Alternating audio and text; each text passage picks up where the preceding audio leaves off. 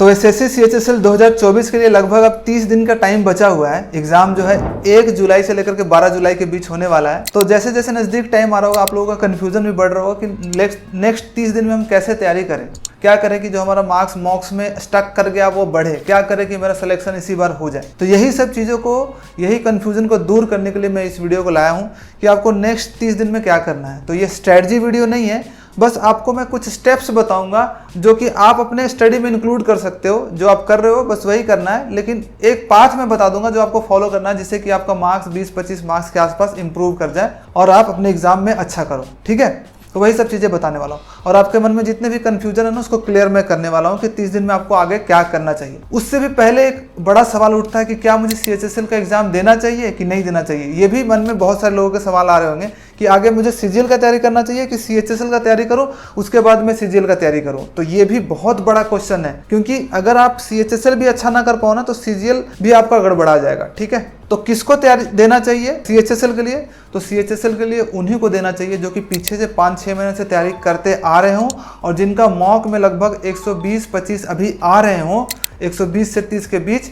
वही सीएचएसएल का तैयारी आगे कंटिन्यू रख करके एग्जाम दो। जिसके नंबर 80 नंबर आ रहे हैं ना मॉक में, 80-90-100 के आसपास आ रहे हैं और सोच रहे हैं कि सीएचएसएल निकाल लेंगे, तो ये एक वहम है जो कि आपको नहीं निकलेगा। आपके सिलेबस भी अगर आपका कंप्लीट नहीं हुआ है, अब जैसे तैसे करके सिलेबस कंप्लीट किए हो, रिवीजन नहीं किए हो और आप सोच रहे हो कि सीएचएसएल निकल जाएगा, तो नहीं निकलेगा, क्योंकि सीएचएसएल में सीजीएल से भी ज़्यादा कॉम्पिटिशन है। 3700 वैकेंसी में आपको फाइट करनी है। सीजीएल में तो 15,000 वैकेंसी आती है और लगभग लोग उतने ही बैठते हैं जितना सीजीएल में बैठते हैं, क्योंकि सीजीएल वाले एस्पिरेंट भी सीएचएसएल को देते हैं। ठीक है, तो अगर आपका मार्क्स 120-30 आ रहा है सीएचएसएल के मॉक टेस्ट में, तभी आपको सीएचएसएल देखना चाहिए। नहीं तो अपना फोकस दूर रखो थोड़ा। कभी भी कॉम्पिटिटिव एग्जामिनेशन को निकालने के लिए 6 महीने का टाइम चाहिए। एग्जाम से पहले कम से कम 6 महीने पहले तैयारी आपको करनी चाहिए। तो अगर आप सीएचएसएल के लिए 6 महीने पहले से तैयारी कर रहे हो, आपको लग रहा है सिलेबस कंप्लीट हो गया, रिविजन मोड में है, मार्क्स भी ठीक ठाक मेरा मार्क्स में आ रहा है, तब सीएचएसएल देना चाहिए, तब टारगेट करना चाहिए। नहीं तो ऐसा नहीं है, तो डायरेक्ट इसको सिर्फ अपने रास्ते में एक आएगा पड़ाव, जाना है एग्जाम दे करके आ जाना है, लेकिन टारगेट सीजीएल का अपना रखना। ठीक है, ये मैं क्लियर कर दे रहा हूँ आपको, नहीं तो बाद में आप पछताओगे कि यार मैंने सीएचएसएल के चक्कर में 1-2 महीने उसमें टाइम दे दिया, फिर अब मेरे पास सीजीएल के लिए भी 2-3 महीने टाइम बचा है, तो नहीं हो पाएगा दोनों। अब चलो 25 का देखते हैं, तो पहले ही बता दे रहे हैं। ठीक है, आप क्लियर हो जाओ, एक एग्जाम पर फोकस करो। सीएचएसएल बहुत अच्छा तैयारी हो चुका है तो सीएचएसएल दो, नहीं तो सीजीएल देना। अच्छा, एक और चीज़ है आप लोगों के लिए, आपके फायदे की बात है कि अगर आपको सीएचएसएल का प्रीवियस ईयर का टीसीएस पैटर्न का क्वेश्चन चाहिए, प्रीवियस ईयर का जो दिख रहा है इमेज में, तो आपको एक छोटा सा काम करना पड़ेगा। जो किरण पब्लिकेशन की बुक्स है, तो आपको एक छोटा सा काम करना पड़ेगा, वो मैं वीडियो के बीच में बताऊंगा, और अगर वो करोगे तो आप 4 लोगों को सीएचएसएल के पीवाईक्यू आपको बुक मिल जाएगा। ठीक है, अब हम आगे चलते हैं कि हाँ अब हमें करना क्या चाहिए। तो मैंने बोला था कि 3 स्टेप्स मैं आपको बताऊंगा, पता नहीं बताया था कि नहीं, भूल गया मैं, पर 3 स्टेप मैं आपको बताने वाला हूँ कि आपको जो फॉलो करने हैं, जो आपको काफ़ी इंप्रूव करेगा अगर आप सीएचएसएल की तैयारी करना चाहते हो। तो नेक्स्ट 1 मंथ में आपको जो करना है, जो सबसे पहला स्टेप आपके लिए होगा वो होगा ना कि आपको मॉक्स ज़्यादा से ज़्यादा लगाने हैं। मैं ये एज्यूम करके चल रहा हूँ कि आपका सिलेबस लगभग खत्म है, आप रिवीजन मोड में हो, रिवीजन चीज़ें कर रहे हो, सब चीज़ों को दोबारा देख रहे हो और आप मॉक टेस्ट लगा रहे हो, तो 2 मॉक टेस्ट डेली लगाना है आपको। ठीक है, और एग्जाम से पहले टारगेट करना है कि 50 मॉक टेस्ट मैं और लगा लूँ। अभी तक जितना लगा दिया उसको भूल जाओ, लेकिन एग्जाम से पहले 50 मॉक और लगाना है। बहुत सारे लोग सोच रहे होंगे कि सर आप अनरियलिस्टिक बातें कर रहे हो, 50 मॉक टेस्ट कैसे लगा लेंगे? लोग लगा रहे हैं भाई, मैं कंपटीशन को जानता हूँ कि कितने लोग लगाते हैं। 3-3 मॉक टेस्ट तो मैंने खुद लगाए एक दिन में। ठीक है, तो इतने मॉक टेस्ट लगाना आपको बनता है अगर आपको कॉम्पिटिटिव एग्जामिनेशन को निकालना है तो, और इतने लोग लगाते हैं। तो 50 मॉक टेस्ट का टारगेट करो, 50 1 से 50 तक लिख लो और टिक करते जाओ कि मैंने कितने मॉक लगाए हैं। ठीक है, और साथ में सिर्फ मॉक टेस्ट लगाना ही इंपॉर्टेंट नहीं है, उसका एनालिसिस भी करना बहुत ज़्यादा इंपॉर्टेंट है। एनालिसिस बहुत अच्छे से करना है। 1 घंटे मॉक देते हो ना, तो 2 घंटे एनालिसिस करो, सारे क्वेश्चंस को फिर से देखो, कहाँ मैंने गलती की, कहाँ मैंने ज़्यादा टाइम लगाया, और एक मॉक की कॉपी रखो और जो क्वेश्चन नहीं बन रहे एक मॉक की कॉपी में लिखते जाओ। अलग अलग कर दो, 4 सेक्शन कर दो। मैथ के क्वेश्चंस जो नहीं बने मैथ्स वाले सेक्शन में लिख लिया, इंग्लिश वाला इंग्लिश में, रीजनिंग जीके, और साथ में एक डायरी बनाओ जिसमें कि अपना टारगेट सेट रखो कि मुझे इतना मार्क्स लाना है प्री में। जैसे 160-170 के बीच में तो होना चाहिए मार्क्स, 160 मार्क्स मुझे मैथ्स में 50, इंग्लिश में 50, रीजनिंग में इतने 160 तुम्हारा जोड़ के होना चाहिए जितना भी आपका टारगेट है। और फिर देखो कि आपके मॉक में कितने आ रहे हैं और दोनों के बीच में गैप कितना आ रहा है। मान लो कि आपने 130 लाया, आपका 160 टारगेट है, 30 का गैप हम कैसे फिल कर सकते हैं, मैथ्स में हम कितना इंप्रूव कर सकते हैं, इंग्लिश में कितना इंप्रूवमेंट की ज़रूरत है, रीजनिंग में कितना इंप्रूवमेंट की जरूरत है। अपना फीडबैक देखो, एग्जाम देने के बाद आपको पता चल जाता है कि मैथ्स में मुझे इस चैप्टर पे काम करना चाहिए, इंग्लिश में मुझे इस चीज़ पे काम करना चाहिए। अपने आप को फीडबैक दो हर टेस्ट के बाद, छोटा सा डायरी में, और अपने मार्क्स को अगर आप ट्रैक करोगे ना तो धीरे धीरे करके आपका मार्क्स इंप्रूव होगा। कभी ऊपर जाएगा, कभी नीचे जाएगा, होगा। जो मार्क्स आप पिछले बार लाए थे उससे कम हो सकता है, लेकिन रेगुलर देते रहोगे तो अप डाउन होते होते करके धीरे करके इंप्रूव ही होगा मार्क्स को। तो आपको ये करना, मॉक टेस्ट लगाना है और एनालिसिस करना है। 2 मॉक टेस्ट का टारगेट डेली होगा, और कभी कभी मन करे तो 3 मॉक टेस्ट भी आपको लगा लेना है, क्योंकि 50 आपको पूरे करने हैं 30 दिन में। 30 दिन में 50 पूरे करने तो हो जाएगा आपके। 2 लगाओगे तो 60 मॉक टेस्ट हो जाते हैं। 50 से प्लस जितना भी लगाओगे आपका एडवांटेज का होगा वो।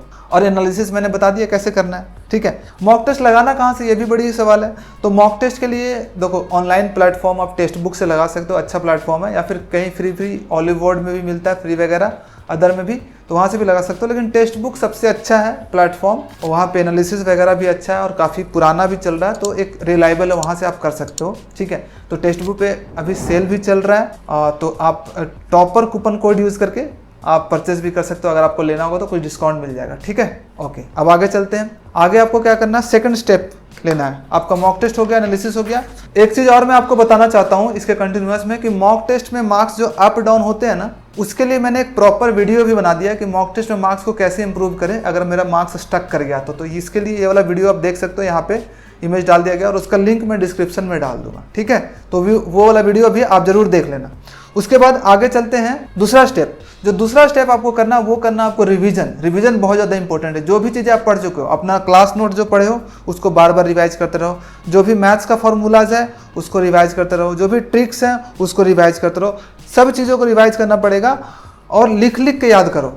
रिवीजन देखो कैसा होना चाहिए आपको, अगर इतना लेवल का आपका अगर नहीं है, मैं आपसे कुछ क्वेश्चन पूछता हूँ, आपको जवाब देना है, ठीक है। ए से जेड तक नंबरिंग होता है, बताओ के का कितना नंबर होता है, जल्दी बताओ। के 11। आर कितना होता है, आर 18 होता है। एस कितना होता है, 19 होता है। वी कितना होता है, 22 होता है। एच कितना होता है, 8 होता है, 8 नंबर पे, ठीक है। तो ऐसे याद होना चाहिए आपको। रेगुलर रिवाइज भी नहीं हो तो भूल जाता हूँ। इसी तरह से अगर आप रिवाइज नहीं करोगे चीज़ों ना, तो चीज़ें याद क्यों भी आप भूल जाओगे। लेकिन आपको टिप पे होना चाहिए सारे फॉर्मूलाज, ठीक है। वॉल्यूम कितना होता है स्फीयर का, 4/3 पाई आर क्यू, अगर आपने तुरंत बोल दिया तो सही है।